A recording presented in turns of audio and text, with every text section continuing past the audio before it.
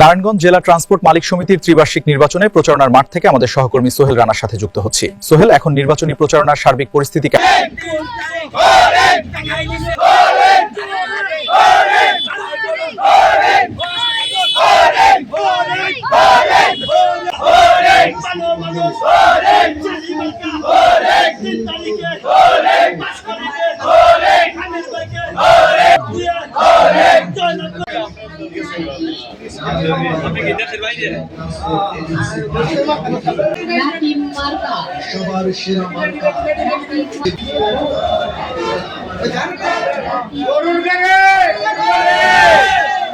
ইনশাল্লাহ আমার সবাই আশ্বাস দিছে, আমি যদি যোগ্য হই আমার সবাই ভোট দিবে ইনশাল্লাহ।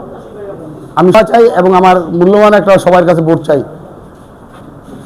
সংগঠনের যে কোনো সমস্যা আমি সবার আগে দৌড়ে যাবো, মানুষের বিপদ আপদে আমি সবার পাশে থাকবো।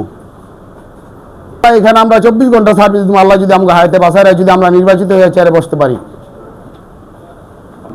আমার নাম মোহাম্মদ আমির হোসেন, আমি নারায়ণগঞ্জ জেলা ট্রান্সপোর্ট এজেন্সির মালিক সমিতি প্রচার সম্পাদক পদে দাঁড়াইছি। আমার মার্কা হইল প্রদীপ, হইল হরিণ।